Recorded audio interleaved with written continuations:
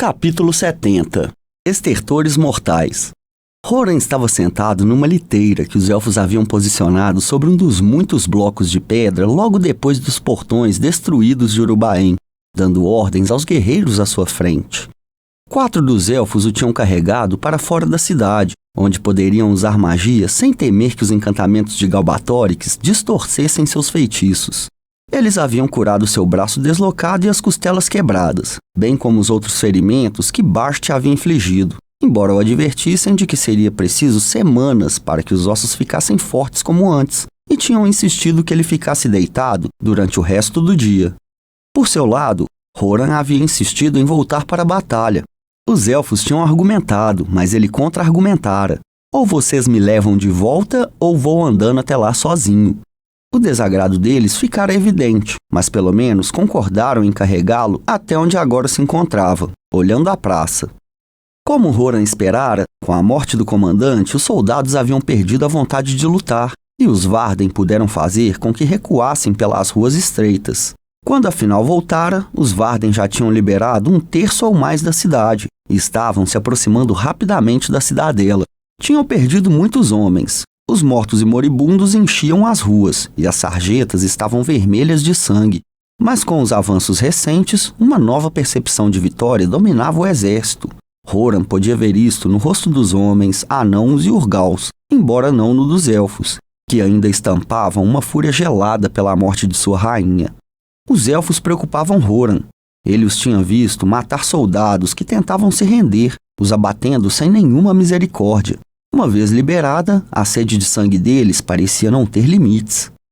Logo depois que Bast tombara, o rei Orrin tinha levado um dardo no peito ao atacar uma casa da guarda no interior da cidade. Era um ferimento grave e os elfos aparentemente não tinham certeza que poderiam curá-lo. Os soldados do rei tinham levado Orrin de volta para o acampamento e até o momento Horan não tivera nenhuma notícia de seu destino. Embora não pudesse lutar, Horan ainda podia dar ordens. Por iniciativa própria, começaram a organizar o exército a partir da retaguarda, reunindo guerreiros desgarrados e enviando-os em missão por toda Urubaém. A primeira sendo capturar o restante das catapultas ao longo dos muros. Quando recebiam uma informação que achava que Jormundur, Orik ou Marlan de Barba Ruiva deveriam saber, agora tinha mensageiros que podiam procurá-los em meio aos prédios e passar a notícia. E se você vir soldados perto do grande edifício de telhado em domo junto ao mercado, não deixe de avisar Jormundur, disse ao espadachim magro e de ombros grandes diante de si. Sim, senhor, respondeu o homem, e seu pomo de Adão se moveu, engolindo. Horan olhou por um momento, fascinado pelo movimento. Então acenou. Vá, disse. O homem se afastou correndo, e Horan olhou para os telhados em pico das casas na direção da cidadela, que ficava na base da projeção em plataforma. Onde está você? Pensou. Não tinha visto nenhum sinal de Eragon, nem dos que o acompanhavam desde que haviam entrado na fortaleza, e aquela ausência prolongada preocupava Horan. Ele podia pensar em várias explicações para a demora, mas nenhuma era bom sinal. A mais benigna era que Galbatorix estava apenas se escondendo e que Eragon e seus companheiros ainda tentavam encontrar o rei. Depois, porém, de ter visto a força de Shuriken na noite anterior, Horan não conseguia imaginar que Galbatorix fosse fugir de seus inimigos. Se seus piores temores se concretizassem, então a vitória dos Varden duraria pouco. E Horan sabia que era improvável que ele ou qualquer dos outros guerreiros em seus exércitos fossem sobreviver aquele dia. Um dos homens que ele havia enviado em missão, um arqueiro de cabeça descoberta com uma mancha rubra no centro de cada face, saiu correndo de uma rua à direita de Horan. O arqueiro se deteve na frente do bloco de pedra e baixou a cabeça, arquejando. Você encontrou Martland? Perguntou Horan. O arqueiro assentiu, com o cabelo se espalhando sobre a testa suada. E lhe deu a mensagem? Sim, senhor. Martland me disse para avisar o senhor que... Ele parou para respirar. Os soldados recuaram para os banhos e fizeram uma barricada num edifício perto do muro sul. Horan se moveu na liteira e uma pontada de dor percorreu-lhe o braço recém-curado. E as torres do muro entre os banhos e os celeiros já foram liberadas? 2 delas. Ainda estamos lutando pelas outras. Martland convenceu alguns elfos a ir ajudar. Ele também... Um rugido abafado de dentro da colina de pedra interrompeu o homem. O arqueiro empalideceu, exceto pelas manchas de cor em suas faces, que pareceram ainda mais vermelhas que antes, como pinceladas de tinta na pele de um cadáver. Senhor, isto é... Psiu. Horan inclinou a cabeça, ouvindo. Só Shruikan poderia ter rugido tão alto. Por alguns momentos não ouviram mais nada, mas outro rugido soou vindo de dentro da cidadela, e Horan pensou ter podido distinguir ruídos mais fracos, embora não tivesse certeza do que eram. Por toda a área na frente do portão em ruínas, homens, elfos, anões e urgaus pararam e olharam para a cidadela. Um rugido ainda mais alto que o último soou. Horan agarrou a borda da liteira, o corpo rígido. "Matem-no!" murmurou. "Matem o canalha!" Uma vibração sutil, mas perceptível, se fez sentir em toda a cidade, como se um grande peso tivesse caído ao chão. Com ela, Horan ouviu o que calculou ser algo se quebrando. O silêncio desceu sobre a cidade, e cada segundo que passava parecia mais longo que o anterior. "O senhor acha que ele precisa de nossa ajuda?" perguntou o arqueiro em voz baixa. "Não há nada que possamos fazer por eles", respondeu Horan, mantendo os olhos fixos na cidadela. "Os elfos não poderiam..." O solo roncou e estremeceu. A frente da cidadela explodiu numa parede de chamas brancas e amarelas, de brilho tão intenso que Horan viu os ossos no pescoço e na cabeça do arqueiro, sua pele como uma framboesa diante de uma vela. Horan agarrou o arqueiro e rolou para fora do bloco de pedra, puxando o outro homem consigo. O estrondo de uma explosão ressoava. Eles caíam. Parecia que pregos estavam sendo cravados nos ouvidos de Horan. Ele gritou, mas não ouviu seu grito. Nem depois do trovão inicial conseguiu ouvir mais nada. As pedras de calçamento ondularam debaixo deles. Uma nuvem de poeira e escombros voou, escondendo o sol. E um vento forte puxou as roupas de Horan. A poeira obrigou Horan a fechar bem os olhos. Tudo que ele podia fazer era se agarrar ao arqueiro e esperar que a tormenta passasse. Ele tentou respirar, mas o vento quente arrancou o ar de seus lábios e nariz antes que ele conseguisse encher os pulmões. Algo bateu em sua cabeça e ele sentiu o elmo voar. O tremor continuou e continuou, mas afinal o solo ficou imóvel de novo, e Horan abriu os olhos, temeroso do que veria. O ar estava cinzento e turvo. Objetos a mais de 30 metros estavam perdidos em meio à neblina. Pequenos pedaços de madeira e de pedra choviam do céu, junto com flocos de cinza. Um grande caibro de madeira jazia em chamas atravessado na rua diante dele. Parte de um lance de escada que os elfos haviam quebrado ao destruir o portão, e o calor da explosão já o carbonizara em todo o seu comprimento. Os guerreiros que antes estavam em pé em terreno aberto, agora jaziam caídos ao chão, alguns ainda se movendo, outros claramente mortos. Horan olhou para o arqueiro. O homem tinha mordido o lábio inferior e o sangue cobria seu queixo. Eles ajudaram um ao outro a se levantar, e Horan olhou na direção onde estivera a cidadela. Não conseguia ver nada senão uma escuridão cinzenta. Eragon. Será que ele e Saphira tinham sobrevivido? Será que alguém que tivesse estado perto do coração daquele inferno poderia ter sobrevivido? Horan abriu a boca várias vezes, tentando desobstruir os ouvidos, que zuniam e doíam muito, mas sem sucesso. Quando tocou na orelha direita, os dedos saíram sujos de sangue. "Você pode me ouvir?" gritou para o arqueiro. As palavras nada além de uma vibração em sua boca e garganta. O arqueiro franziu a testa e sacudiu a cabeça. Uma tontura fez Horan se inclinar e se apoiar no bloco de pedra. Esperando que o equilíbrio voltasse, pensou na projeção de pedra acima deles e subitamente lhe ocorreu que a cidade inteira podia estar em perigo. "Nós temos que sair daqui antes que caia", pensou. Cuspiu sangue e terra nas pedras de calçamento, depois olhou de novo na direção da cidadela. A poeira ainda a cobria. E o pesar contraiu seu coração. Eragon. Capítulo 71. Um mar de urtigas. Escuridão e, naquela escuridão, silêncio. Eragon se sentiu deslizar e parar. Depois, nada. Conseguia respirar, mas o ar era viciado e sem vida. E quando tentou se mover, a pressão sobre o encantamento aumentou. Ele tocou as mentes de todos ao redor, checando para ver se tinha conseguido salvá-los. Elva estava inconsciente, e Murtagh quase, mas estavam vivos como os outros. Aquela foi a primeira vez que Eragon teve contato com a mente de Thorne. Quando o fez, o dragão vermelho pareceu se horrorizar. Os pensamentos dele pareciam mais sombrios, mais tortuosos que os de Saphira. mas havia uma força e uma nobreza nele que o impressionaram. Nós não podemos sustentar esse encantamento por muito mais tempo, disse o Marote, a voz tensa. Vocês precisam, disse Eragon, ou nós morreremos. Mais segundos se passaram. Sem nenhum aviso, a luz inundou os olhos de Eragon e o ruído atacou seus ouvidos. Ele se encolheu e piscou, esperando seus olhos se ajustarem. Através do ar cheio de fumaça, viu uma enorme cratera no local onde estivera Galbatorix. A pedra incandescente pulsava como carne viva. Sopros de ar corriam sobre a superfície. O teto também reluzia, e aquela visão afligiu Eragon. Era como se estivesse dentro de um cadinho gigantesco. O ar cheirava a ferro. As paredes do salão estavam rachadas. Os pilares, esculturas e lanternas tinham sido pulverizados. No fundo do aposento jazia o cadáver de Shurikan, grande parte da carne arrancada dos ossos enegrecidos de foligem. A explosão despedaçara as paredes de pedra e as paredes além de um raio de centenas de metros, expondo uma coelheira de túneis e aposentos. As belas portas de ouro que guardavam a entrada do salão tinham ido pelos ares, e Eragon pensou avistar a luz do dia ao final do corredor de 400 metros que levava ao exterior. Levantando-se, ele percebeu que sua defesa ainda estava sugando força dos dragões, mas não tão rapidamente quanto antes. Um pedaço de pedra do tamanho de uma casa caiu do teto e aterrissou ao lado do crânio de Shurikan, onde se despedaçou. Ao redor deles, mais fendas se espalhavam pelas paredes, rangidos e estalos assustadores soando por todos os lados.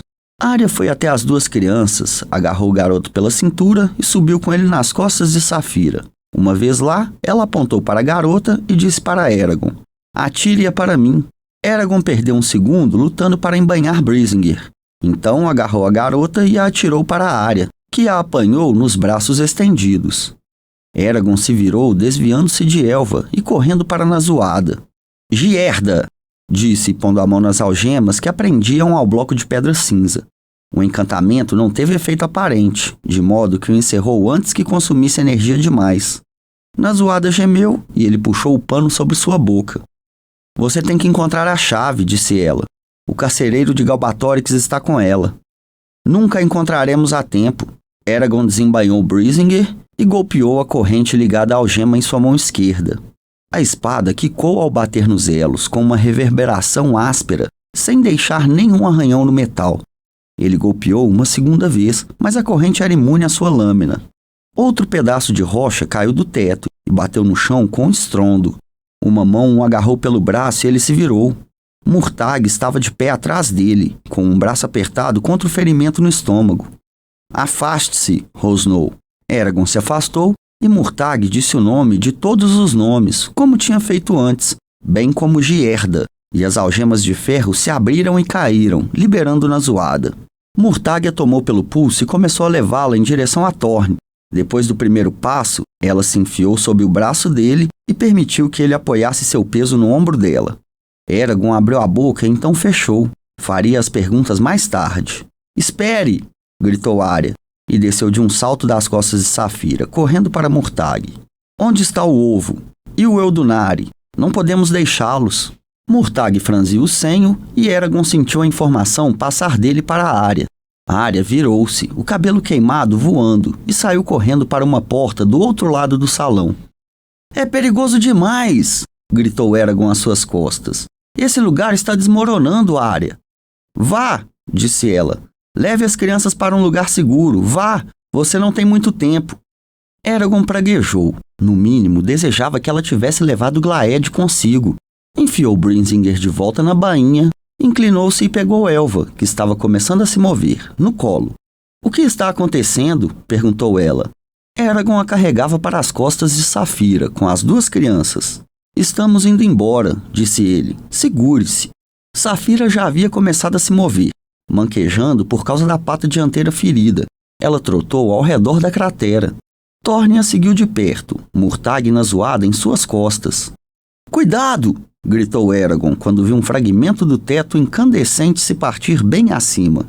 Saphira se desviou para a esquerda e o pedaço de pedra aterrissou ao lado dela e lançou uma série de fragmentos amarelados em todas as direções. Um deles acertou Eragon no flanco e se enganchou na cota de malha. Ele o arrancou, atirando-o longe. Fumaça se elevou dos dedos de suas luvas e ele sentiu o cheiro de couro queimado. Mais pedaços de pedra caíram em outras partes do salão. Quando Saphira chegou à boca do corredor, Eragon se virou e olhou para Murtagh. "E as armadilhas?" gritou. Murtagh sacudiu a cabeça e acenou para que prosseguisse. Pilhas de pedra quebrada cobriam o chão ao longo da maior parte do corredor, o que tornou os dragões mais lentos.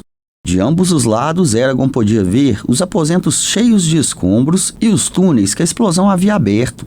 Dentro deles, mesas, cadeiras e outras peças de mobília ardiam em chamas. Os membros do corpo dos mortos e moribundos se projetavam para fora em ângulos estranhos sobre as pedras caídas. De vez em quando, um rosto sujo de fuligem ou as costas de uma cabeça. Ele procurou Bloodgarm e seus feiticeiros, mas não viu sinal deles, mortos ou vivos. Mais abaixo no corredor, centenas de pessoas, soldados e criados, jorravam das portas próximas e corriam para a entrada escancarada. Todos tinham membros fraturados, queimaduras, arranhões ou outros ferimentos. Os sobreviventes abriam caminho para Saphira e Thorne, mas, exceto por isso, ignoravam os dragões. Saphira estava quase ao final do corredor quando um estrondo trovejante soou atrás deles. E Eragon se virou para olhar e constatar que a sala do trono tinha desmoronado sobre si, enterrando tudo sobre uma pilha de pedras de 15 metros de espessura. "Arya", pensou Eragon. Ele tentou encontrá-la com sua mente, mas sem sucesso. Ou havia material demais separando-os, ou um dos encantamentos lançados através do precipício bloqueava sua busca mental. Ou, a alternativa que ele detestava considerar, ela estava morta. Ela não estava no aposento quando desmoronara. Disso ele sabia. Mas se perguntou se ela conseguiria encontrar um caminho de saída, agora que a sala do trono estava bloqueada. Quando emergiram da cidadela, o ar clareou, e Eragon pôde ver que a explosão que havia causado em Urubaen havia arrancado os telhados de ardósia de muitos edifícios próximos e incendiado as vigas abaixo. Dezenas de incêndios salpicavam o que sobrara da cidade. Fios e plumas de fumaça flutuavam até colidirem com a face interior da projeção de rocha acima. Ali se aglomeravam e fluíam pela superfície de pedra. Junto à margem sudeste da cidade, a fumaça era iluminada pelo sol da manhã à medida que penetrava ao redor da projeção.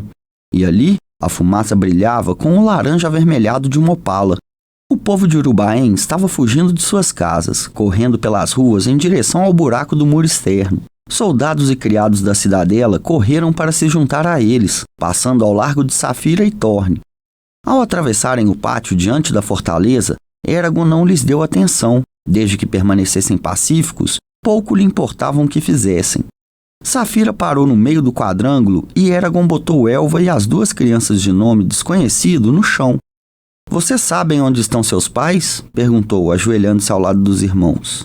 Eles assentiram e o garoto apontou para uma casa grande, do lado esquerdo do pátio. "É lá que vocês moram?" O garoto assentiu de novo. "Então podem ir", disse e os empurrou de leve nas costas. Sem precisar de mais incentivo, o irmão e irmã correram pelo pátio para a casa. A porta da casa se abriu e um homem careca, com uma espada no cinto, saiu e tomou os dois nos braços. Ele lançou um olhar para Eragon, então puxou as crianças para dentro. "Isso foi fácil", disse Eragon para Saphira. "Galbatorix deve ter mandado seus homens encontrarem as crianças mais próximas", respondeu ela. "Não demos tempo a ele de fazer muito mais." "Imagino que não." Thorne estava sentado a alguns metros de Saphira, e na zoada ajudou Murtagh a descer de suas costas. Eragon o ouviu começar a recitar encantamentos de cura. Eragon fez o mesmo com os ferimentos de Saphira, ignorando os seus, pois os dela eram mais graves. O corte em sua pata dianteira era da largura de suas duas mãos juntas, e uma poça de sangue estava se formando ao redor de seu pé. "Dente ou garra?" perguntou, examinando o ferimento. "Garra." Ele usou a força dela e a de Glaed para curar o talho. Quando acabou, voltou a atenção para seus próprios ferimentos, começando pela linha ardente de dor no flanco, onde Murtagh lhe dera uma estocada. Trabalhando, manteve-se de olho em Murtagh. Observou curar seu ferimento no estômago, a asa quebrada e os outros ferimentos de Thorne. Na zoada, ficou ao lado dele o tempo todo, com a mão em seu ombro. De alguma forma, tinha recuperado Zarok na saída da sala do trono. Eragon virou-se para Elva, que estava parada por perto. Ela parecia sentir dor, mas não viu nenhum sangue nela. Você está ferida? Perguntou. A testa dela se franziu e a menina sacudiu a cabeça. Não, mas muitos deles estão, e ela apontou para as pessoas fugindo da cidadela. Eragon olhou para Murtagh de novo. Ele e Nazuada agora estavam de pé, falando um com o outro. Nazuada franziu a testa. Murtagh estendeu a mão, agarrou o colarinho da túnica de Nazuada e o puxou para o lado, rasgando o tecido. Quase tirou Brísinger da bainha, antes de ver um mapa de marcas de golpes abaixo da omoplata de Nazuada. Aquela visão o abalou. Fez com que se lembrasse dos ferimentos nas costas de Arya depois que ele e Murtagh resgataram-na de Gilead. Nazuada sentiu e baixou a cabeça. Murtagh recomeçou a falar. Desta vez, Eragon tinha certeza, na língua antiga. Ele pôs as mãos sobre várias partes do corpo de Nazuada, seu toque delicado, até hesitante. E a expressão de alívio dela foi tudo que Eragon precisou para compreender como estivera sentindo dor. Eragon esperou por mais alguns minutos e uma onda súbita de emoção o dominou. Seus joelhos ficaram fracos e ele se sentou na pata dianteira de Saphira. Ela baixou a cabeça e lhe acariciou o ombro. Ele apoiou a cabeça contra a dela. Nós conseguimos, disse ela em voz baixa. Nós conseguimos, respondeu ele, mal conseguindo acreditar nas palavras. Podia sentir Saphira pensando na morte de Shurikan. Por mais perigoso que o dragão tivesse sido, ela ainda lamentava a morte de um dos últimos membros de sua raça. Eragon agarrou-lhe as escamas. Sentia-se leve, quase tonto, como se pudesse sair voando da superfície da terra. E agora? Agora reconstruímos, disse Glaed. As emoções dele eram uma curiosa mistura de satisfação, pesar e cansaço. Você se saiu muito bem, Eragon, mas ninguém teria pensado em atacar Galbatorix da forma como fez. Eu só queria que ele compreendesse, murmurou cansado, mas se Glaed ouviu, preferiu não responder. Finalmente o quebrador de ovos está morto, regozijou-se o Marote. Parecia impossível que Galbatorix não existisse mais. Ao contemplar o fato, algo em sua mente pareceu se libertar, e ele se lembrou, como se nunca tivesse se esquecido de tudo o que havia acontecido durante a estada no Cofre das Almas. Um arrepio o percorreu. Saphira. Eu sei, disse ela com animação crescente. Os ovos! Eragon sorriu. Ovos, ovos de dragão. Como raça, eles não desapareceriam, sobreviveriam, floresceriam e recuperariam a glória passada. Voltariam a ser como tinham sido antes da queda dos cavaleiros. Então uma terrível suspeita lhe ocorreu. Vocês nos fizeram esquecer mais alguma coisa? Perguntou Almarote. Se fizemos, como saberíamos? Respondeu o dragão branco. Olhe! Exclamou Elva apontando. Eragon se virou e viu Arya saindo da bocarra negra da cidadela. Com ela estavam Bloodgarm e os seus feiticeiros, feridos e arranhados, mas vivos. Nos braços, Arya carregava uma arca de madeira com fechos de ouro. Uma longa linha de caixas, cada uma do tamanho da traseira de uma carroça, flutuava no ar atrás dos elfos, alguns centímetros acima do chão. Radiante, Eragon se levantou de um salto e correu para encontrá-los. Vocês estão vivos! Ele surpreendeu Bloodgarm ao agarrar o elfo e abraçá-lo. Bloodgarm o contemplou por um momento com os olhos amarelos e sorriu, mostrando as presas. Estamos vivos, matador de espectros. Estes são os Eldunari? Perguntou Eragon, dizendo a palavra bem baixinho. Arya assentiu. Eles estavam na sala do tesouro de Galbatorix. Teremos que voltar em algum momento. Há muitas maravilhas escondidas lá. Como estão eles, os Eldunari? Confusos. Levarão anos para se recuperar, se algum dia se recuperarem. E isto é... Eragon gesticulou para o cofre que ela carregava. Arya olhou ao redor para se assegurar que ninguém estava perto o suficiente para ver. Ela levantou a tampa com um dedo.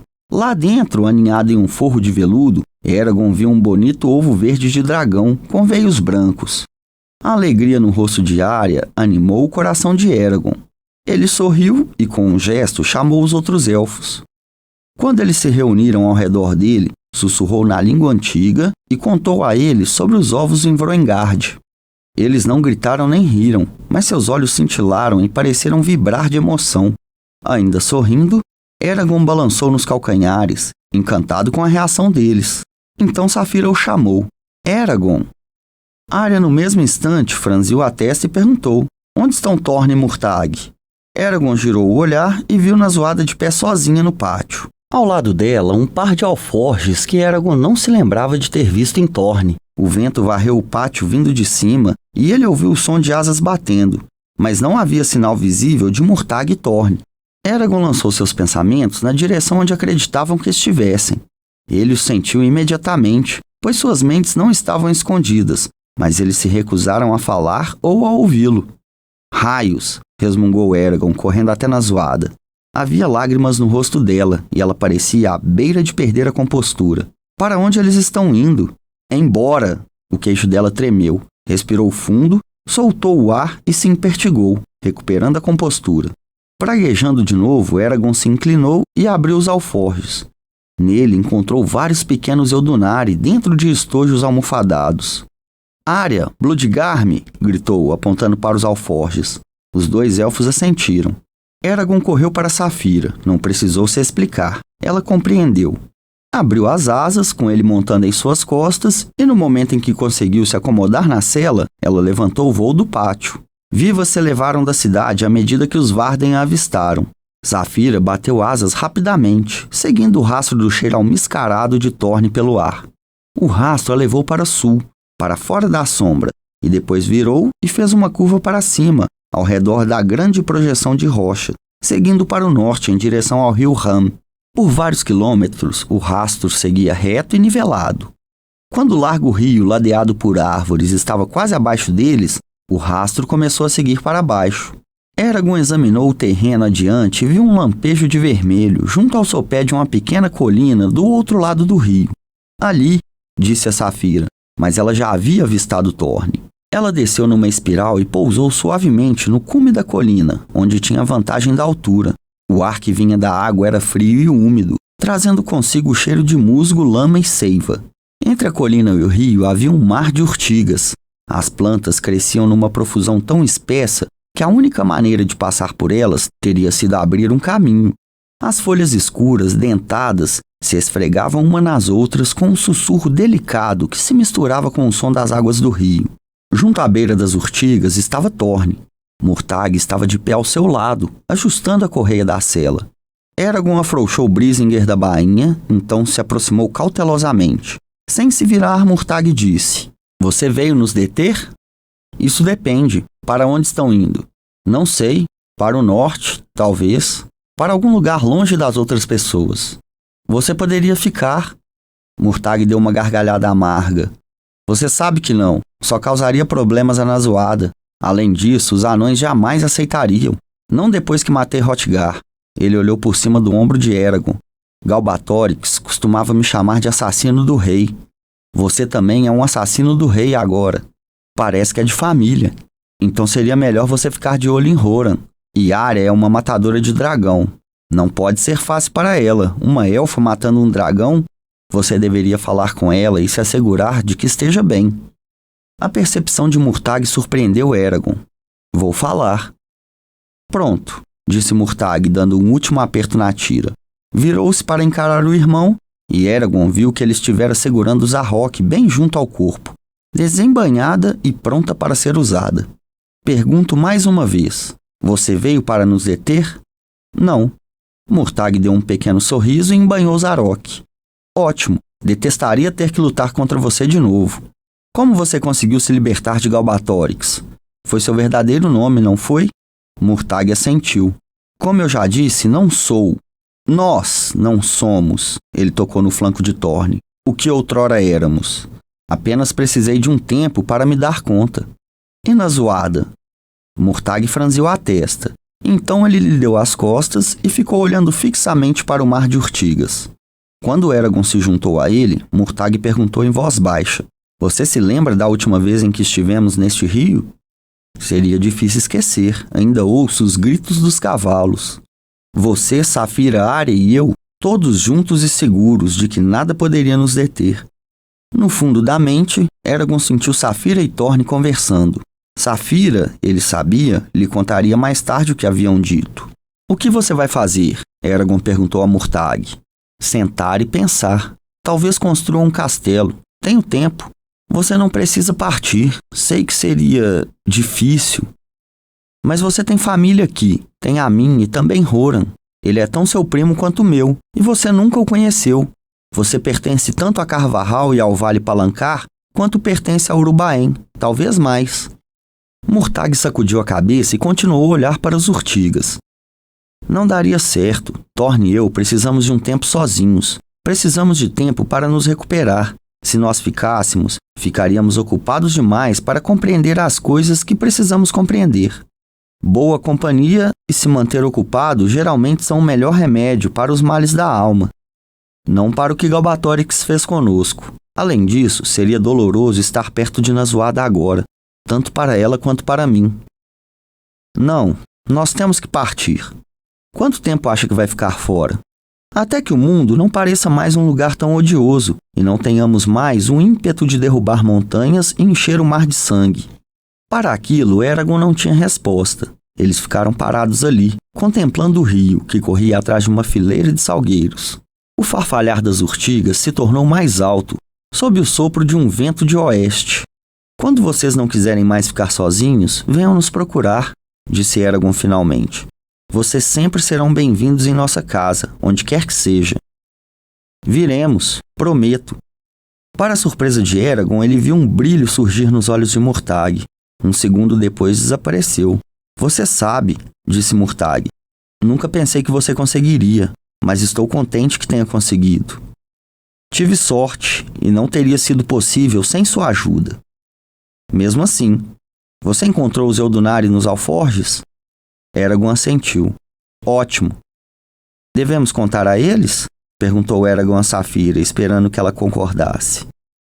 Ela pensou por um momento. Sim, mas não conte onde. Você conta a ele e eu conto a Thorne. Como você quiser. Para Murtagh, Eragon disse: há outra coisa que você precisa saber. Murtagh lhe deu um olhar enviesado. O ovo que Galbatorix tinha não é o único na Lagaésia. Existem mais, escondidos no mesmo lugar onde encontramos os Eldunares que trouxemos conosco. Murtagh se virou para ele. A incredulidade evidente em seu rosto. Ao mesmo tempo, Thorne arqueou o pescoço e deu um urro de alegria que assustou um bando de andorinhas dos galhos de uma árvore próxima. Quantos mais? Centenas. Por um momento, Murtagh pareceu incapaz de falar. O que vai fazer com eles? Disse em seguida. Eu acho que Saphira e os Eldunari terão alguma influência na questão, mas provavelmente encontraram um lugar seguro para os ovos eclodirem e começar a reconstruir os cavaleiros. Você e Saphira os treinarão? Eragon deu de ombros. Tenho certeza que os elfos vão ajudar. Você também poderia, se juntar a nós. Murtagh inclinou a cabeça para trás e deixou escapar um longo suspiro. Os dragões vão voltar e os cavaleiros também. O mundo já está à beira de mudar. Já mudou. É verdade, e você e Saphira se tornarão os novos líderes dos cavaleiros. Já Thorne e eu viveremos no meio do mato. Eragon tentou dizer alguma coisa, consolá-lo, mas Murtagh o impediu com um olhar. Não, as coisas são como devem ser. Você e Saphira serão melhores professores que nós seríamos. Não tenho tanta certeza disso. Mas me prometa uma coisa. O quê? Quando os treinar, ensine-os a não ter medo. O medo é bom em pequenas quantidades, mas quando é um companheiro constante e imperioso, afasta-os de quem você é e torna difícil fazer o que você sabe que é correto. Vou tentar. Eragon reparou que Saphira e Thorne não estavam mais falando. O dragão vermelho se virou e se moveu ao redor dela até poder olhar direto para Eragon. Com uma voz mental que era surpreendentemente musical, Thorne disse: Obrigado por não matar meu cavaleiro, Eragon, irmão de Murtagh. Sim, obrigado, Murtagh disse secamente. Estou feliz por não ter sido obrigado, retrucou Eragon olhando para Thorne no reluzente olho vermelho sangue. O dragão fungou, então se inclinou e tocou Eragon no topo da cabeça, batendo as escamas contra o elmo. Que o vento e o sol estejam sempre às suas costas. E às suas. Uma sensação de raiva, pesar e ambivalência pressionou pesadamente Eragon à medida que a consciência de Glaed envolvia sua mente, e ao que parecia as de Murtagh e Thorne, porque eles se retesaram como se antecipando uma batalha. Eragon tinha se esquecido de que Glaed, junto com os outros Eldunari, escondidos em seu espaço invisível, estavam presentes e ouvindo. Quem me dera eu pudesse lhes agradecer pelo mesmo, disse Glaed, suas palavras amargas. Vocês mataram meu corpo e mataram meu cavaleiro. A afirmação foi seca e simples, e mais terrível por causa disso. Murtagh disse alguma coisa com seus pensamentos, mas Eragon não soube o que era, pois foi endereçado somente a Glaed, cuja reação foi apenas o que ouviu. Não posso, disse o dragão dourado. Contudo, compreendo que tenha sido Galbatorix quem o levou a fazer aquilo, e que foi ele quem moveu seu braço, Murtagh. Não posso perdoar, mas Galbatorix está morto, e com ele o meu desejo de vingança. O caminho de vocês tem sido um caminho difícil, desde que nasceram, mas hoje vocês mostraram que seus infortúnios não os venceram. Você se voltou contra Galbatorix quando isso poderia ter lhe valido apenas sofrimento, e ao fazê-lo permitiu que Eragon o matasse. Hoje, você e Thorne demonstraram que merecem ser plenamente considerados Shurtuggal, embora nunca tenham recebido a instrução ou a orientação apropriadas. Isso é admirável. Murtagh inclinou ligeiramente a cabeça e Thorne disse: Obrigado, Ebrietil. O uso por parte de Thorne do termo honorífico Ebrietil pareceu espantar Murtagh, que olhou para o dragão e abriu a boca como se fosse dizer alguma coisa. Então o Marote falou: Nós sabemos de muitas das dificuldades que vocês enfrentaram, Thorne e Murtagh, pois observamos vocês de longe, do mesmo modo que observamos Eragon e Saphira. Existem muitas coisas que gostaríamos de ensinar-lhes depois que estiverem prontos, mas até lá diremos o seguinte: em suas perambulações, evitem os tumultos de Anghelm, onde jaz em câmara ardente um único rei Urgal, Kulkarvek. Existem as ruínas de Vroengard e de El-Harim. Cuidado com as profundezas. Não pisem onde o solo se torna negro e seco e o ar cheira a enxofre, pois é onde se esconde o mal. Façam isso, e a menos que sejam muito desafortunados, não encontrarão perigo que não possam vencer com suas habilidades. Murtagh e Thorne agradeceram ao Marote. Murtagh lançou um olhar na direção de Urubaen e disse: Devemos partir. Ele olhou para Eragon de novo. Você agora pode se lembrar do nome da língua antiga, ou a magia de Galbatorix ainda obscurece sua mente? Quase consigo me lembrar, mas... Eragon sacudiu a cabeça com frustração. Murtagh disse o nome dos nomes 2 vezes. A primeira para remover o encantamento do esquecimento lançado por Galbatorix em Eragon, e de novo para que Eragon e Saphira pudessem aprendê-lo. Não contaria isso a mais ninguém, disse ele. Se todos os feiticeiros soubessem o nome da língua antiga, ela seria pior que inútil. Eragon assentiu, concordando. Murtagh estendeu a mão e Eragon lhe apertou o antebraço. Eles ficaram assim por um momento, olhando um para o outro. Tenha cuidado, disse Eragon. Você também, irmão. Eragon hesitou, depois assentiu de novo. Irmão. Murtagh checou as tiras dos arreios de Thorne mais uma vez antes de subir na cela. Quando Thorne abriu as asas e começou a se afastar, Murtagh gritou: Cuide para que Nazuada seja bem protegida! Galbatorix tinha muitos criados, mais do que jamais me contou, e nem todos estavam presos a ele apenas por magia. Eles tentarão se vingar da morte de seu senhor. Mantenha-se sempre em guarda. Alguns entre eles são ainda mais perigosos que os Razak. Murtagh levantou a mão em despedida. Eragon fez o mesmo, e Thorne deu 3 passos, se afastando do mar de urtigas, e saltou para o céu, deixando sulcos na terra macia abaixo. O dragão vermelho reluzente voou num círculo acima deles, 1, 2, 3 vezes, e então se virou e partiu rumo ao norte, batendo as asas num ritmo lento e regular. Eragon se juntou a Saphira na crista da colina, e juntos eles observaram Thorne e Murtagh desaparecerem, até se tornarem um ponto minúsculo como uma estrela no horizonte. Tomados por um sentimento de tristeza, Eragon e Saphira partiram da colina e retornaram para Urubaen. Capítulo 72 – Herdeira do Império. Eragon subiu lentamente os degraus desgastados da Torre Verde. Estava perto da hora do pôr do sol e, através das janelas que recortavam a parede curva à sua direita, podia ver os prédios riscados de sombra de Urubaém e os campos enevoados fora da cidade. Subindo a escada em espiral, a massa escura da colina de pedra erguia-se atrás dela. A torre era alta e Eragon estava cansado. Desejou que pudesse ter voado em Saphira até o topo. Tinha sido um dia longo e naquele momento não queria nada senão entrar com Saphira e tomar uma xícara de chá quente, vendo a luz se apagar no céu. Mas, como sempre, ainda havia trabalho por fazer. Ele vira Saphira apenas 2 vezes desde que tinham voltado para a cidadela, depois da despedida de Murtagh e Thorne.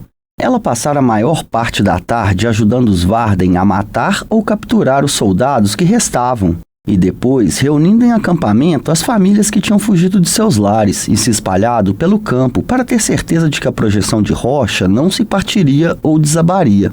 Os elfos disseram a Eragon que isso só não havia acontecido por causa dos encantamentos que foram embutidos no interior da pedra em eras passadas, quando Urubaém ainda era Ilíria, e também por causa do tamanho maciço da projeção de rocha, que lhe permitira suportar a força da explosão sem danos significativos.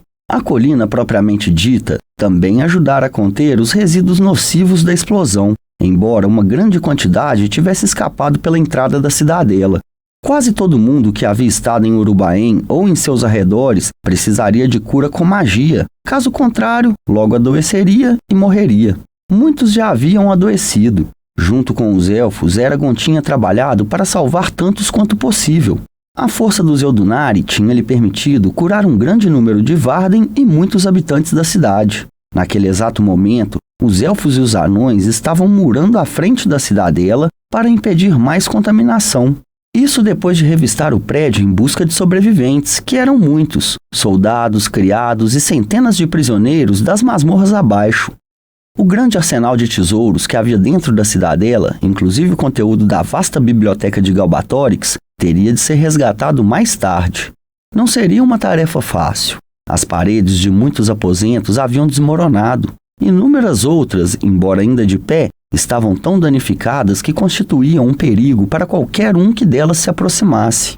Além disso, era necessário usar magia para neutralizar o veneno que permeava o ar, a pedra e todos os objetos dentro do enorme labirinto da fortaleza. E mais magia seria necessária para limpar quaisquer objetos que decidissem retirar. Depois que a cidadela fosse fechada, os elfos limpariam a cidade e a terra ao redor de resíduos nocivos que tivessem se depositado nelas, de modo que a área pudesse se tornar de novo segura para ser habitada. Eragon sabia que teria de ajudar a fazer isso também.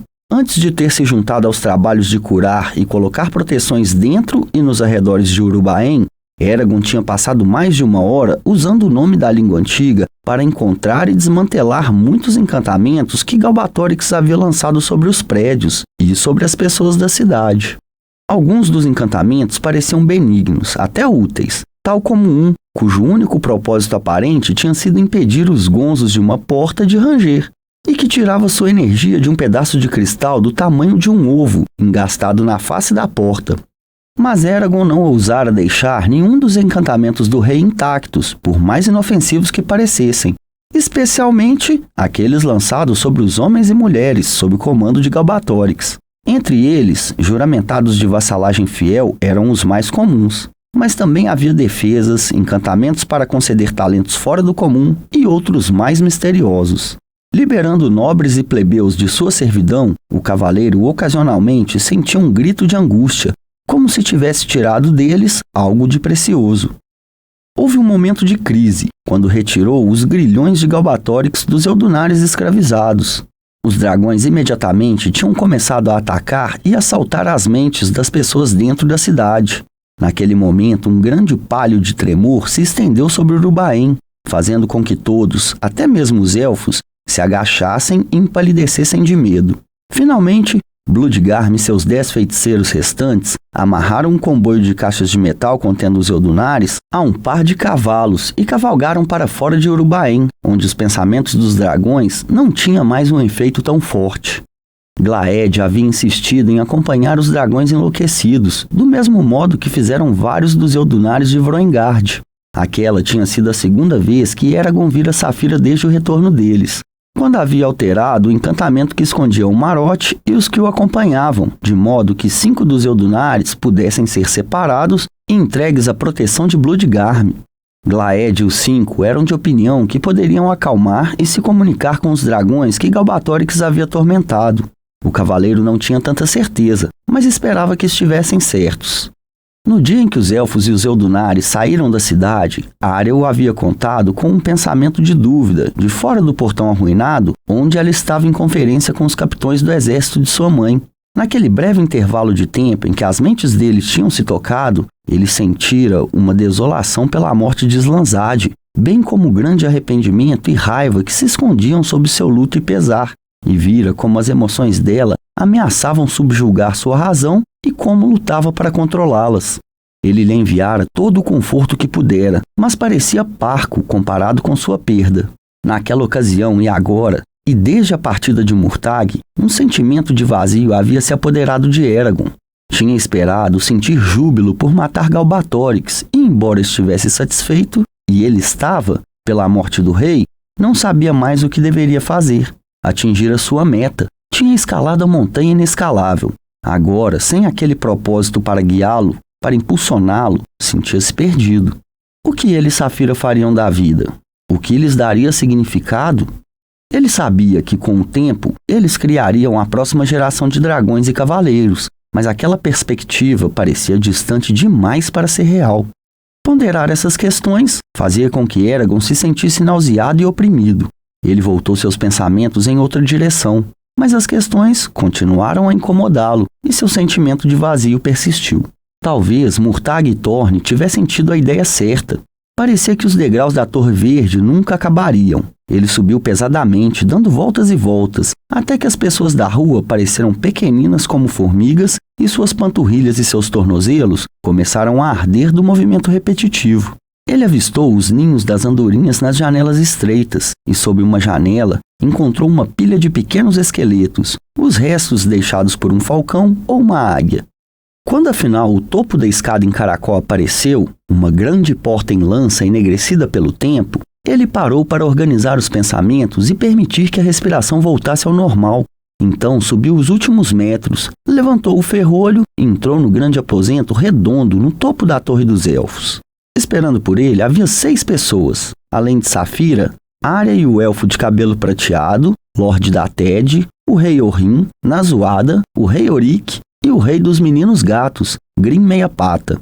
Eles estavam de pé, ou no caso do rei Orhyn, sentado, em um grande círculo, com Saphira do lado oposto à escada, diante da janela voltada para o sol que lhe permitira pousar dentro da torre.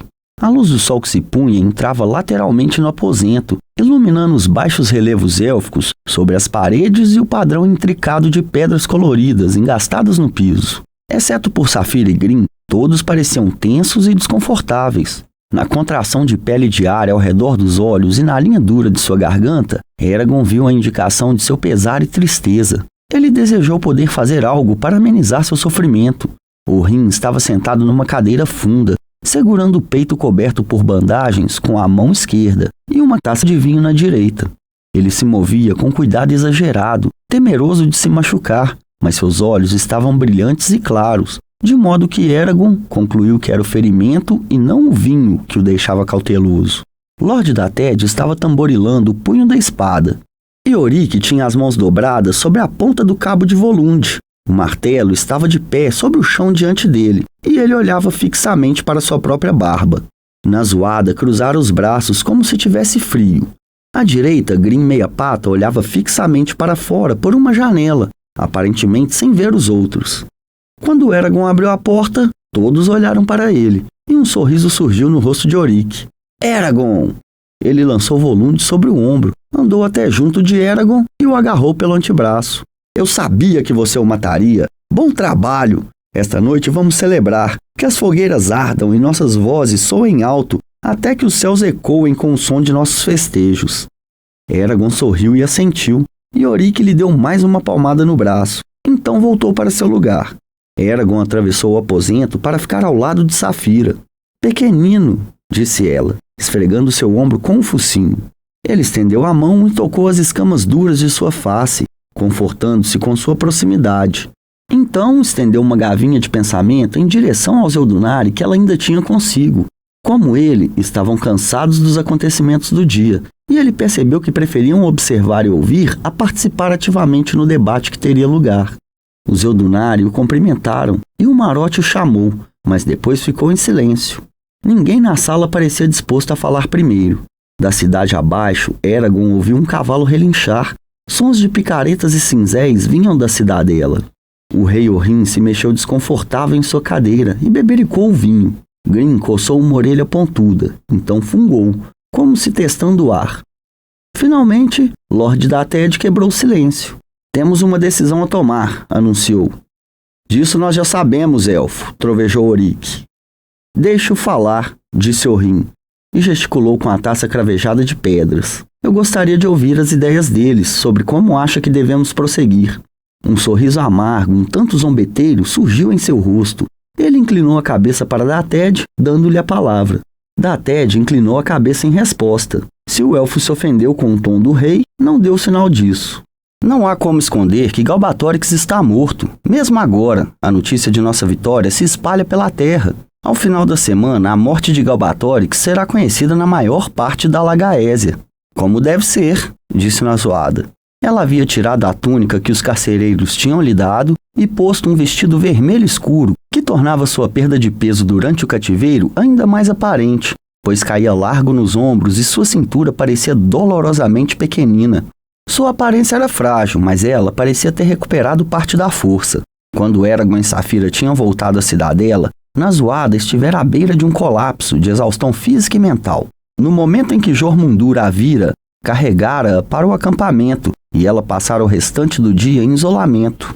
Eragon não pudera consultá-la antes da reunião, de modo que não tinha certeza de sua opinião sobre o tema que estavam reunidos para debater. Se precisasse, ele a consultaria diretamente com seus pensamentos, mas esperava evitar isso, pois não queria invadir sua privacidade.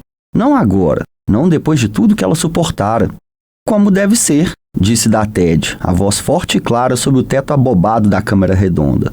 Contudo, à medida que as pessoas souberem que Galbatorix caiu, a primeira pergunta que farão será sobre quem assumiu seu lugar. Dated olhou ao redor para os rostos deles. Nós temos de lhes dar uma resposta antes que a inquietação comece a se espalhar. Nossa rainha está morta. Rei Orrin, o senhor está ferido. Os boatos abundam, tenho certeza. É importante que os calemos antes que causem prejuízo. Retardar isso seria desastroso. Não podemos permitir que todo lorde com algumas tropas acredite que pode se declarar rei de sua pequena monarquia. Se isso acontecer, o império se desintegrará numa centena de reinos diferentes. Nenhum de nós quer isso. Um sucessor deve ser escolhido e nomeado, por mais difícil que seja. Sem se virar, Grim disse, não se pode liderar um bando quando se é fraco. O rei Orrin sorriu de novo, mas o sorriso não lhe chegou aos olhos. E que papel querem desempenhar nisso? Arya, Lord Dated, ou o senhor rei Orik, ou o senhor rei Meia-Pata? Estamos gratos pela amizade e pela ajuda que nos prestaram, mas esta é uma questão para humanos decidirem, não os senhores. Nós nos governamos e não permitimos que outros escolham nossos reis.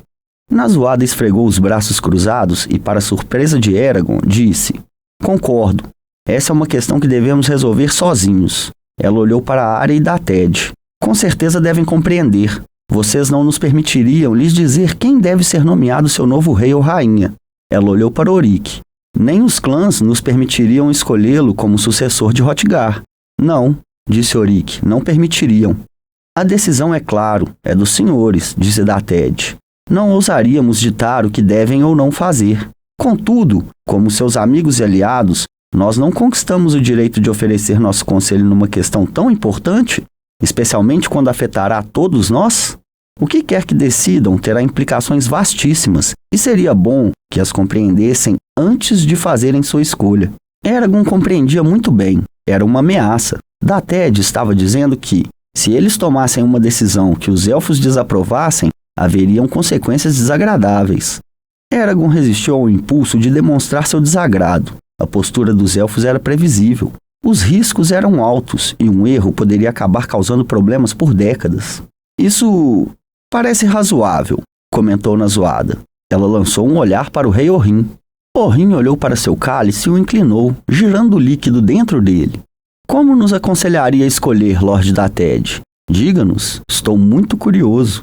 O elfo fez uma pausa. Sob a luz baixa e morna do sol que se punha, seu cabelo prateado brilhava num halo difuso ao redor da cabeça. Quem quer que seja o escolhido para usar a coroa deve ter a habilidade e experiência necessárias para governar com eficácia desde o início.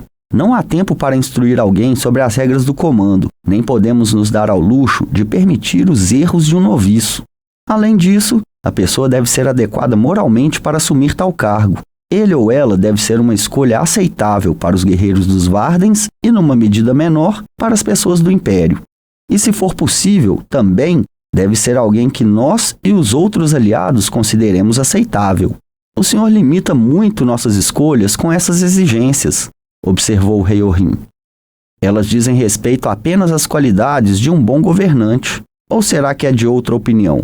Vejo várias opções que o senhor deixou passar ou desconsidera. Mas não importa, continue. Os olhos de Dated se estreitaram, mas sua voz se manteve macia como nunca.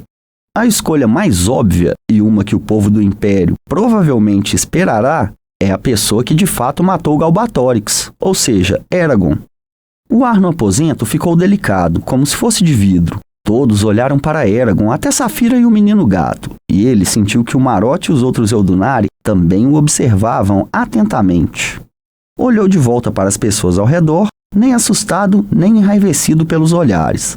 Examinou o rosto de Nazuada, tentando descobrir sua opinião, mas, além da seriedade de sua expressão, não discerniu nada do que ela pensava ou sentia. Eragon ficou perturbado ao se dar conta de que Dated estava correto. Ele poderia se tornar rei. Por um momento, permitiu-se considerar a possibilidade. Não havia ninguém que pudesse impedi-lo de assumir o trono. Ninguém exceto Elva e talvez Murtag. Mas agora sabia como neutralizar o dom de Elva, e Murtag não estava mais presente para desafiá-lo. Saphira, ele podia perceber, não se oporia a ele, qualquer que fosse sua escolha. E embora não pudesse decifrar a expressão de Nazuada, tinha um estranho sentimento de que pela primeira vez ela estaria disposta a se retirar e permitir que ele assumisse o comando. "O que você quer?" perguntou Saphira. Eragon pensou a respeito disso. "Quero ser útil.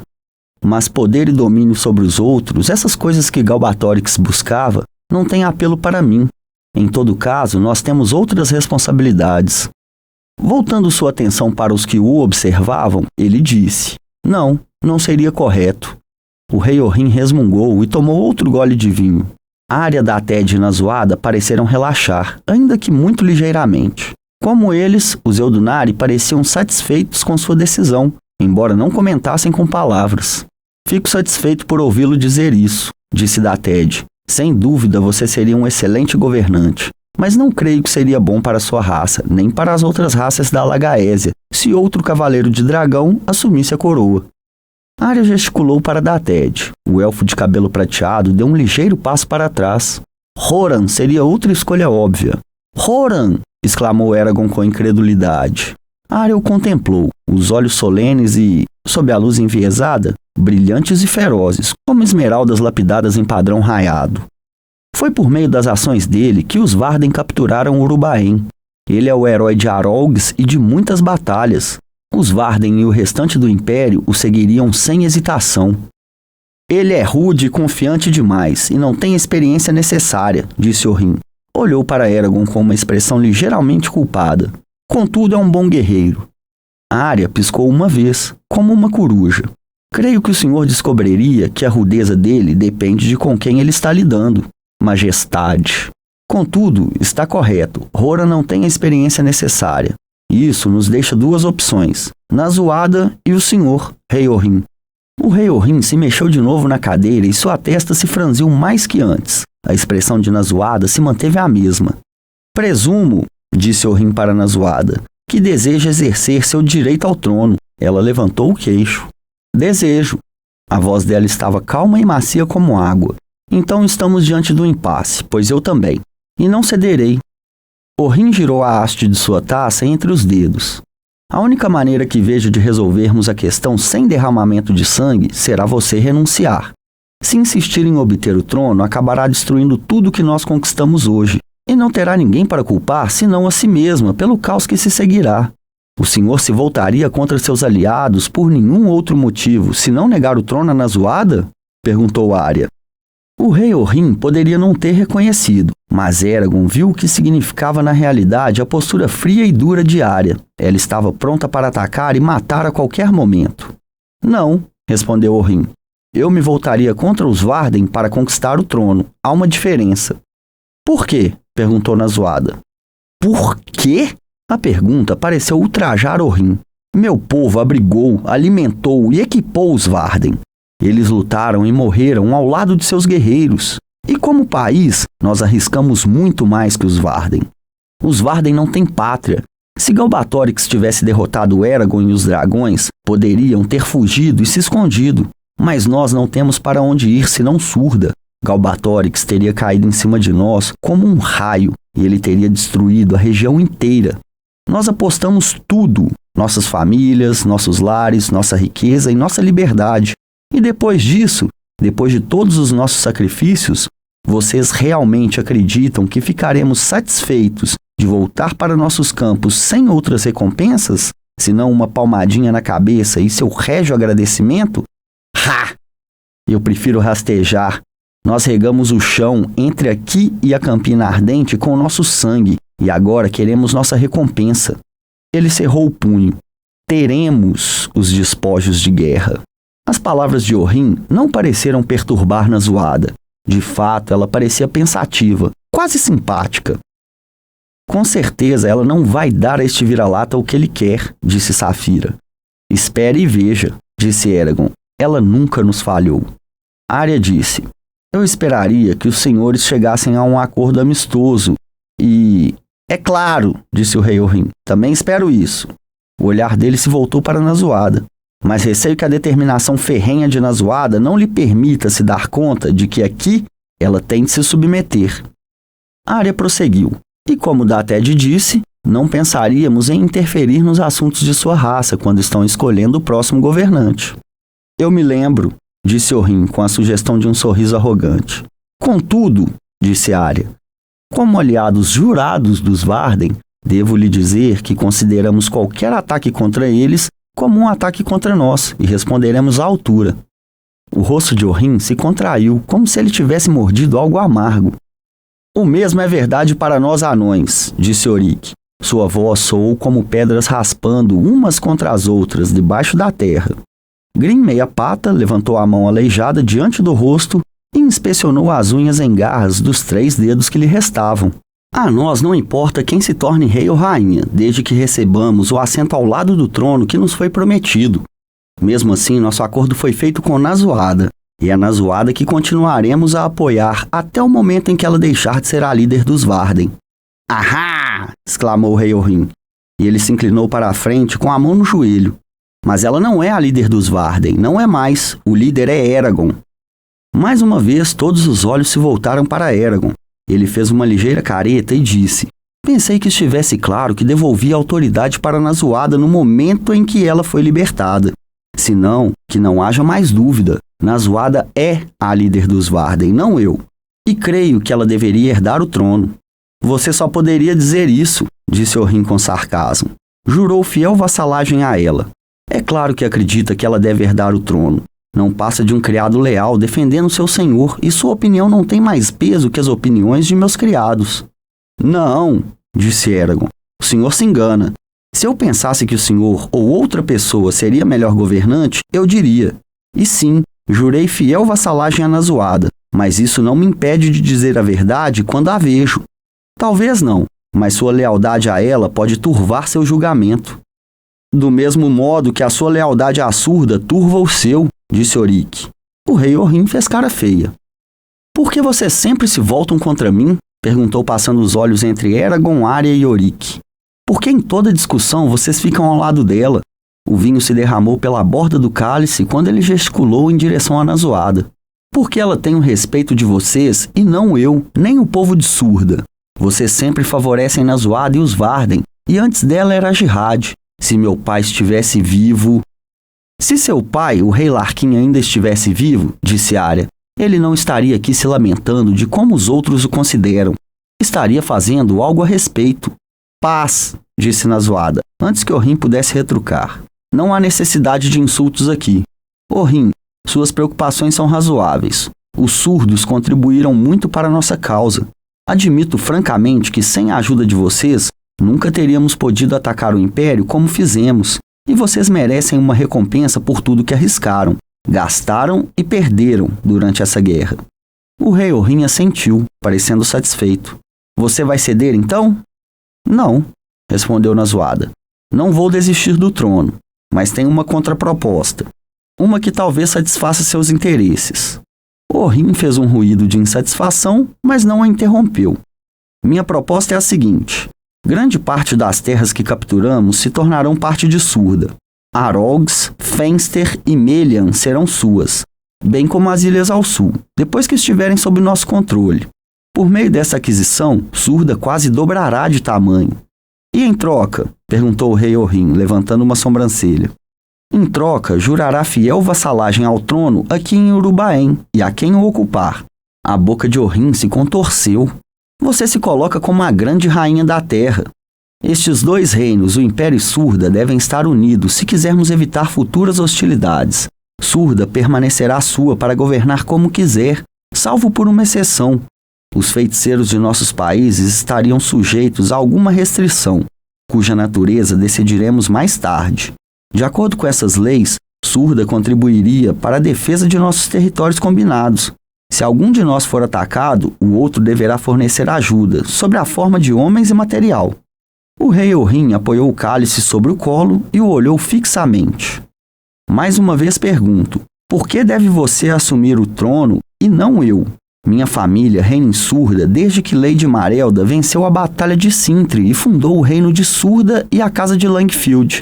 E podemos identificar nossos ancestrais até Tanebrando, o doador do anel. Nós enfrentamos o Império e lutamos contra ele por um século inteiro. Nosso ouro, nossas armas e nossas armaduras permitiram que os Vardens existissem e sustentaram vocês ao longo de anos. Sem nossa ajuda, teria sido impossível resistir a Galbatorix. Os anões não poderiam ter fornecido tudo de que precisavam, nem os elfos, distantes como estavam. Assim, mais uma vez pergunto, por que o prêmio deve ser seu, Nazoada, e não meu? Por quê? Respondeu Nazoada.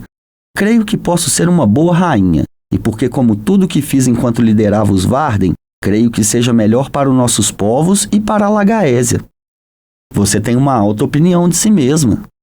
Falsa modéstia nunca é admirável, e menos ainda entre aqueles que governam. Não demonstrei amplamente minha habilidade de liderança? Se não fosse por mim, os Varden ainda estariam escondidos em Farterdur, esperando por um sinal dos céus de que era a hora certa de avançar contra Galbatorix. Comandei os Varden de Farterdur até Surda e os transformei em um poderoso exército. Com a sua ajuda, sim, mas fui eu quem os liderou, e fui eu quem consegui a ajuda dos anões, dos elfos e dos Urgaus. Você poderia ter feito o mesmo? Quem governar Urubaém terá de lidar com todas as raças da terra, não apenas com a nossa. Mais uma vez, já fiz isso e posso fazer de novo. A voz de Nazoada se suavizou, embora sua expressão continuasse forte como sempre. Orrim, por que quer isso? Vai fazê-lo mais feliz? Não é uma questão de felicidade, rosnou ele. Mas é, em parte. Você realmente quer governar o Império inteiro além de Surda? Quem assumir o trono terá diante de si uma tarefa enorme. Há um país a ser reconstruído, tratados que devem ser negociados, cidades ainda por capturar, nobres e feiticeiros a submeter. Levará uma vida inteira para sequer começarmos a desfazer o estrago que Galbatorix causou. Isso é realmente algo que quer fazer? Parece-me que você preferiria sua vida como era antes. O olhar dela se voltou para o cálice no colo dele e para seu rosto. Se aceitar minha oferta, poderá voltar para Aberon e seus experimentos em filosofia natural. Não gostaria disso? Surda será maior e mais rica, e você terá liberdade para seguir seus interesses. Nós nem sempre podemos fazer o que gostamos. Por vezes temos de fazer o que é correto, não o que queremos, retrucou o rei Orrim. É verdade, mas... Além disso, se eu fosse rei em Urubaém, poderia me dedicar a meus interesses aqui com a mesma facilidade que poderia em Aberon. Nazuada franziu o senho, mas antes que pudesse falar, Orhin concluiu. Vocês não compreendem. Ele fez uma careta e tomou mais um gole de vinho. Então nos explique, disse Saphira. Sua impaciência ficou clara no tom de seus pensamentos. Orhin fungou, esvaziou o cálice e o atirou contra a porta da escada em caracol, o que amassou parte do ouro e arrancou várias das pedras preciosas engastadas, que deslizaram girando pelo piso. Não posso, rosnou ele, e não quero tentar. Ele lançou um olhar furioso ao redor do aposento. Nenhum de vocês compreenderia. Vocês estão presos demais à sua própria importância para compreender. Como poderiam, se jamais vivenciaram o que vivi? Ele se recostou na cadeira, os olhos escuros como carvão sob as sobrancelhas. Você está decidida? Não vai desistir do trono? Ela sacudiu a cabeça. E se eu insistir em meu direito? Estaremos em conflito. E vocês três ficarão do lado dela? Perguntou Orhin, olhando para Arya, Oric e Green. Se os Varden forem atacados, lutaremos com eles, respondeu Oric. Nós também, confirmou Arya. O rei Orhin deu um sorriso que era mais um arreganhar de dentes que qualquer coisa. E vocês dizem que não pensariam em nos dizer quem devemos escolher como governante. É claro que não, disse Oric. E seus dentes lampejaram muito brancos e perigosos em meio à sua barba. É claro que não. Então Orhin voltou sua atenção para Nazuada. Quero Belatona, além das outras cidades que você mencionou. Nazuada pensou por um momento. Você já está ganhando 2 cidades portuárias, Fenster e Arolgs. 3, se contar Eoan, na ilha Beirland. Em vez de Belladonna, eu lhe darei Furnost. E assim você terá o lago Tudosten inteiro, e eu terei o lago Leona inteiro. O Leona é mais valioso que o Tudosten, uma vez que dá acesso às montanhas e à costa norte, assinalou Orhin. Sim, mas você já tem acesso ao Leona, de Daut e do rio Giet. O rei Orhin olhou fixamente para o piso no centro do aposento e ficou em silêncio.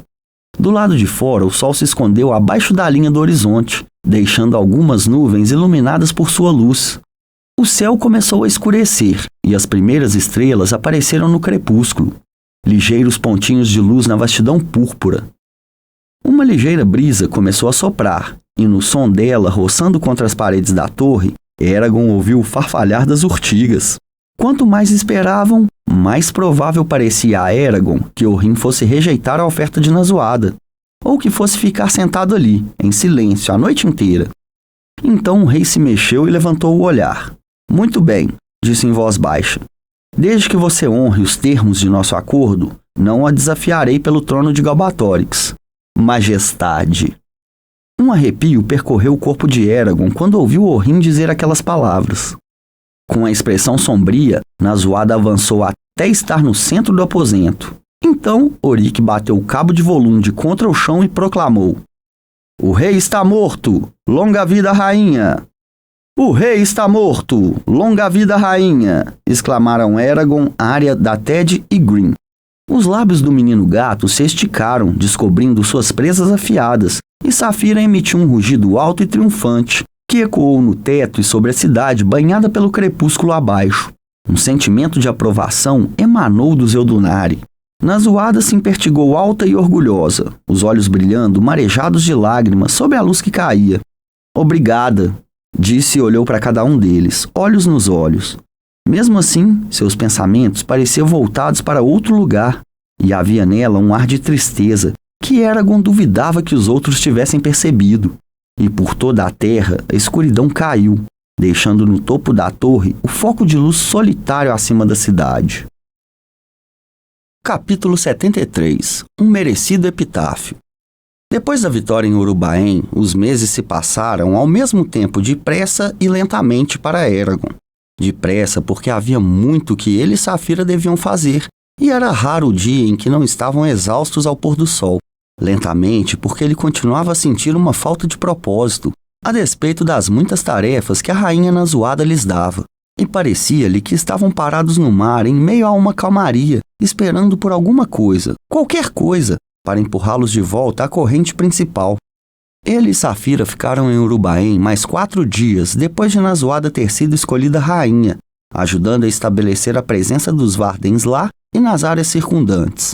Muito desse tempo passaram lidando com os habitantes da cidade, geralmente aplacando multidões enfurecidas por alguma ação dos Vardens, e caçando grupos de soldados que tinham fugido de Urubaém e atacavam viajantes, camponeses e propriedades das vizinhanças para se manter. Ele e Safira também participaram no esforço para reconstruir o maciço portão principal da cidade, e a pedido de Nazuada, ele lançou vários encantamentos destinados a impedir aqueles que ainda eram leais a Galbatorix de trabalharem contra ela. Os encantamentos só se aplicavam a pessoas dentro da cidade e nas terras adjacentes, mas tê-los em ação fez com que todos entre os Vardens se sentissem mais seguros. Eragon reparou que os Vardens, os anões e mesmo os elfos tratavam ele e Safira de maneira diferente de antes da morte de Galbatorix. Eram mais respeitosos e diferentes, especialmente os humanos, e olhavam para ele e Safira com o que ele lentamente acabou por compreender que era reverência e admiração. De início, Eragon gostou daquilo. Safira não parecia se importar, mas começou a incomodá-lo quando se deu conta de que muitos dos anões e humanos estavam tão ansiosos para agradar-lhe que lhe diriam qualquer coisa que pensassem querer ouvir, e não a verdade. A descoberta o perturbou, e ele se sentiu incapaz de confiar em qualquer pessoa que não Horan, Arya, Nazuada, Orik, Rost e, é claro, Safira. Eragon esteve com Arya muito pouco durante aqueles dias. As raras vezes em que se encontraram, ela pareceu retraída, algo que ele reconheceu como sua maneira de lidar com o luto.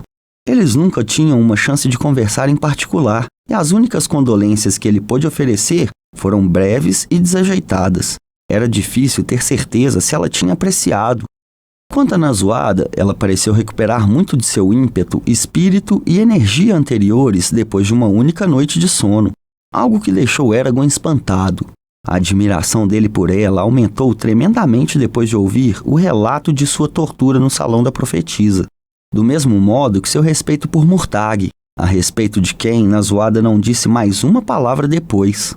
Ela cumprimentou Eragon pela liderança dos Varden durante sua ausência, embora ele protestasse que tinha estado fora a maior parte do tempo, e lhe agradeceu por tê-la resgatado tão rapidamente, pois, como admitiu, mais adiante na conversa, Galbatorix quase tinha conseguido dobrá-la. No terceiro dia, Nazuada foi coroada numa grande praça perto do centro da cidade, diante de uma vasta multidão de humanos, anões, elfos, meninos gatos e urgaus. A explosão que havia posto fim à vida de Galbatorix tinha destruído a antiga coroa dos Brodring, de modo que os anões forjaram uma nova coroa com ouro encontrado na cidade e joias que os elfos tinham tirado de seus elmos ou dos punhos de suas espadas. A cerimônia foi simples, mas ainda mais impressionante por isso. Nazuada se aproximou a pé da cidadela destruída. Usava um vestido púrpura real, com mangas apenas até os cotovelos, deixando à mostra as cicatrizes que marcavam seus antebraços, com uma cauda de franja de arminho, que Elva carregava, pois Eragon seguira o conselho de Murtagh, e insistia que a garota estivesse sempre tão perto de Nazuada quanto possível. Um lento rufar de tambores soou quando Nazuada subiu para a plataforma que tinha sido erguida no centro da praça. Em cima da plataforma, ao lado da cadeira entalhada que serviria de trono, estavam Eragon, com Safira logo atrás, na frente estavam os reis Orrin, Orik e Grim, ao lado de Arya, Dated e Nargasvog. Nazuada subiu a plataforma e então se ajoelhou diante de Eragon e Safira. Um anão do clã de Orik apresentou a Eragon a coroa recém-criada, que ele colocou sobre a cabeça de Nazuada. Safira arqueou o pescoço e com um focinho tocou Nazuada na testa. E tanto ela quanto Eragon disseram: "Agora levante-se como rainha, Nazuada, filha de Ajihad e Nadara." Uma fanfarra de trombeta soou e a multidão reunida, que tinha estado em silêncio mortal, começou a gritar vivas. Foi uma estranha cacofonia com o urro dos urgaus, mesclados com vozes melodiosas dos elfos. Depois Nazuada se sentou no trono. O rei Orrin se ajoelhou diante dela e jurou vassalagem fiel, seguido por Arya, o rei Orik, Grim Meia-Pata e Nargasvog, que prometeram cada qual a amizade de suas respectivas raças. O evento emocionou muito Eragon. Ele conteve as lágrimas ao contemplar Nazuada sentada no trono. Só com a coroação dela lhe pareceu que o espectro da opressão de Galbatorix havia começado a desaparecer.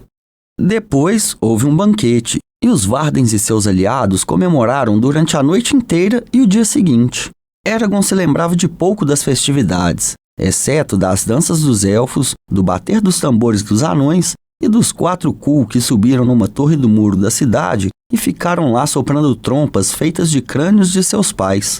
As pessoas da cidade também participaram das comemorações, e entre elas, Eragon viu alívio e jubilo pelo fato de Galbatorix não ser mais o rei. Subjacente às emoções delas e de todos os presentes, havia uma percepção da importância do momento, pois sabiam que estavam testemunhando o fim de uma era e o princípio de outra. No 5º dia, quando o portão estava quase reconstruído e a cidade parecia razoavelmente segura, Nazuada ordenou a Eragon e Saphira que voassem até Drasleona e de lá para Belatona, Fenster e Arolges, e em cada lugar usasse o nome da língua antiga para libertar de seus juramentos todos que haviam se tornado vassalos de Galbatorix. Ela também lhe pediu para prender soldados e nobres com encantamentos, do mesmo modo que tinha feito com as pessoas de Urubaen, para impedi-los de tentar minar a paz recém-declarada. Isso Eragon se recusou a fazer, pois achava que era parecido demais com a maneira como Galbatorix havia controlado as pessoas que o serviam. Em Urubaen, o risco de assassinos ocultos ou outros leais ao antigo regime era grande o suficiente para que Eragon fizesse o que ela pedia, mas não em outros lugares. Para seu alívio, depois de alguma consideração, Nazuada concordou com ele. Ele e Saphira levaram com eles metade dos Eldunari de Vroengard. O restante ficou para trás com os corações dos corações que tinham sido resgatados do tesouro de Galbatorix. Bloodgarm e seus feiticeiros, que não estavam mais encarregados de defender Eragon e Saphira, levaram esses Eldunari para um castelo a vários quilômetros a noroeste de Urubaen, onde seria fácil proteger os corações contra qualquer um que tentasse roubá-los, e onde seus pensamentos loucos não afetariam as mentes de ninguém, exceto de seus cuidadores. Eragon e Saphira partiram somente depois de se convencerem que os Eldunares estavam seguros. Quando chegaram a Drasleona, Eragon ficou estarrecido com o número de encantamentos que encontrou por toda a cidade, bem como na Torre Escura de Pedra, Helgrind.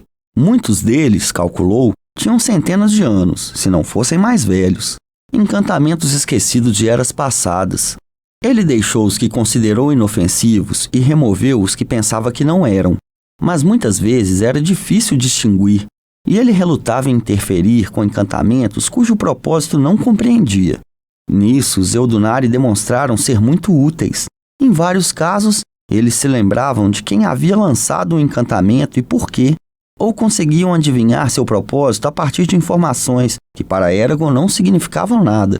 Quando chegou a Helgrind e às várias propriedades dos sacerdotes que tinham entrado para a clandestinidade assim que a notícia da morte de Galbatorix chegaram, Eragon não se deu o trabalho de determinar que encantamentos eram perigosos ou não, removeu todos.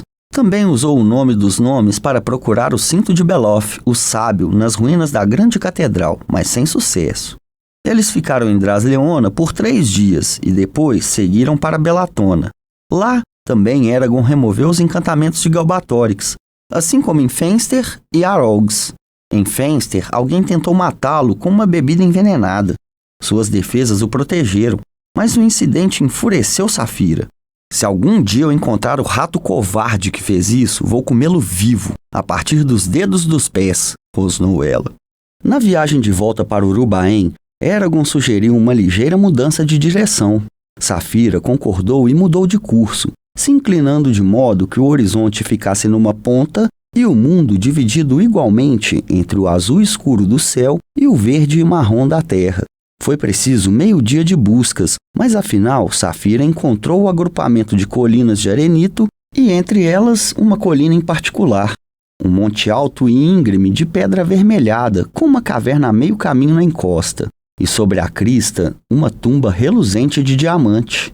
A colina estava exatamente como Eragon se lembrava. Quando a contemplou, sentiu o peito se apertar. Saphira aterrissou ao lado da tumba. Suas garras arranharam a pedra esburacada, arrancando fragmentos. Com dedos lentos, Eragon soltou as tiras das pernas e deslizou para o solo. Uma tonteira o dominou ao sentir o cheiro da pedra quente e, por um momento, teve a sensação de voltar ao passado. Então se sacudiu e sua mente clareou. Ele andou até a tumba e olhou para o cristal. Dentro viu Bron. Lá ele viu seu pai. A aparência de Bron não havia mudado. O diamante que envolvia o corpo o protegia dos desgastes do tempo, e sua carne não mostrava nenhum sinal de decomposição. A pele do rosto enrugado estava firme e tinha um tom rosado, como se sangue quente ainda corresse debaixo dela. A qualquer momento, parecia que Bron poderia abrir os olhos e se levantar, pronto para continuar a viagem não terminada com ele. De certo modo, havia se tornado imortal, pois não envelhecia mais como os outros, e permaneceria para sempre o mesmo, preso em um sono sem sonhos. A espada de Bron estava sobre o peito, e a longa flâmula branca de sua barba, com as mãos cruzadas sobre o punho, exatamente como Eragon as posicionara. Ao lado dele estava seu cajado, entalhado. Eragon agora se dava conta, com dúzias de hieroglifos na língua antiga. Lágrimas encheram-lhe os olhos. Ele caiu de joelhos e chorou baixinho por um longo tempo. Ouviu Saphira vir se juntar a ele. Sentiu-a com sua mente e soube que ela também lastimava a morte de Bron. Afinal, Eragon se levantou e se apoiou contra a beira da tumba, examinando a forma do rosto do pai. Agora que sabia o que procurar, via semelhanças nas suas feições, borradas e obscurecidas pela idade e pela barba de Bron, mas ainda assim inconfundíveis. O ângulo dos ossos da face, a ruga entre as sobrancelhas, a maneira como o lábio superior se curvara, tudo isso Eragon reconhecia. Contudo, não tinha herdado o nariz aquilino. O nariz Eragon herdara de sua mãe. Ele olhou para baixo, respirando pesadamente, com os olhos marejados de lágrimas. Está feito. Conseguimos. Galbatorix está morto. Nazuada está no trono. E Saphira e eu estamos sãos e salvos. Isso teria lhe agradado muito, não é, velha raposa? Ele riu um pouco e limpou os olhos com as costas do punho. E além disso, há ovos de dragão em Vroengard. Ovos! Os dragões não vão se extinguir, e Saphira e eu vamos criá-los. Você nunca previu isso, não é? Ele riu de novo, se sentindo tolo e pesaroso ao mesmo tempo. Gostaria de saber o que você pensaria de tudo isso. Você continua o mesmo, mas nós não. Será que nos reconheceria? É claro que reconheceria, disse Saphira. Você é filho dele. Ela o tocou com um focinho. Além disso, seu rosto não está tão diferente que pudesse confundir você com outra pessoa, mesmo que seu cheiro tenha mudado. Mudou? Você agora cheira mais como um elfo. De qualquer maneira, ele nunca me confundiria com Shruikan ou Glaed, não é? Não. Eragon fungou e se afastou da tumba. Bron parecia tão vivo dentro do diamante que vê-lo lhe inspirou uma ideia improvável que quase descartou, mas que suas emoções não lhe permitiram ignorar. Pensou em um marote nos Eldunari, em todo o conhecimento reunido deles e no que tinham conseguido fazer com seu encantamento em Urubaen. E uma faísca de esperança desesperada se acendeu em seu coração. Falando com Saphira e o marote, ele disse: Bron tinha acabado de morrer quando o enterramos. Saphira só transformou a pedra em diamante no dia seguinte, mas ele esteve dentro da pedra longe do ar durante a noite. Um marote, com sua força e sabedoria, talvez ainda possamos curá-lo. Eragon estremeceu como se estivesse com febre. Eu não sabia como curar seu ferimento antes, mas agora acho que poderia. Seria mais difícil do que você imagina, ponderou o marote. Sim, mas você seria capaz de fazê-lo, disse Eragon. Já vi você e Saphira fazerem coisas espantosas com magia. Isso com certeza não está além das possibilidades de vocês. Você sabe que não podemos usar magia por encomenda, disse Saphira. Mesmo se conseguíssemos, completou o marote, existe grande possibilidade de não conseguirmos restaurar a mente de Bron ao que era. Mentes são coisas complicadas e ele poderia facilmente acabar abobalhado ou com a personalidade alterada. E então, você quereria que ele vivesse assim? Ele quereria? Não é melhor deixá-lo em paz, Eragon, e prestar-lhe homenagem com seus pensamentos e ações, como tem feito? Você deseja que fosse diferente. O mesmo desejamos todos nós que perdemos alguém a quem queremos bem. Contudo, a vida é assim. Bron vive em suas lembranças, e se ele era o homem que você nos mostrou, ele ficaria contente com isso. Fique contente também. Mas não foi o marote quem interrompeu, e sim o mais velho dos Eldunari, Vald.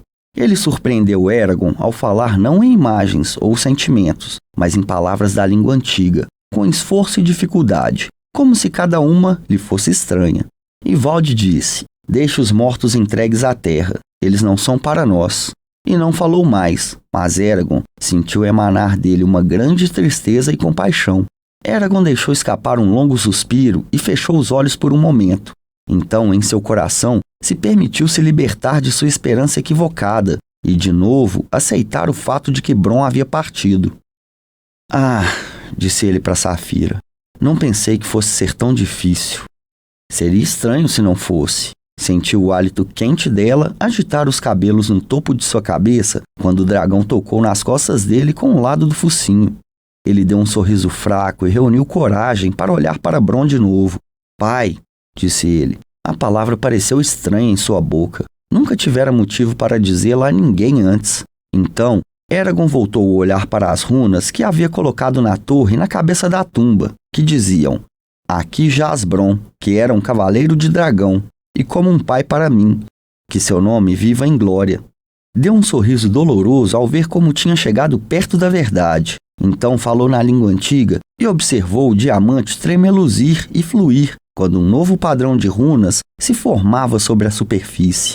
Quando terminou, a inscrição tinha sido mudada para: Aqui jaz Bronn, cavaleiro unido ao dragão Saphira, filho de Holcombe e Nelda, amado de Selena, pai de Eragon, matador de espectros, fundador dos Varden e terror dos renegados, que seu nome viva em glória.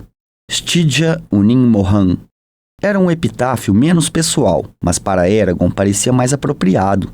Em seguida, lançou vários encantamentos para proteger o diamante de ladrões e vândalos. Eragon continuou postado ao lado da tumba, relutante em ir embora, e sentindo que deveria haver mais alguma coisa, algum evento, emoção ou conhecimento que tornaria mais fácil para ele dizer adeus a seu pai, e assim ir embora. Afinal, pôs a mão sobre o diamante frio, desejando poder atravessá-lo e tocar Bronn por uma última vez. Obrigado por tudo que me ensinou, disse. Saphira fungou e baixou a cabeça até seu focinho bater contra a pedra dura. Eragon se virou e, com um sentimento de conclusão, lentamente montou nas costas de Saphira. Ficou melancólico por algum tempo. Saphira decolava e voava para nordeste, em direção a Urubaen.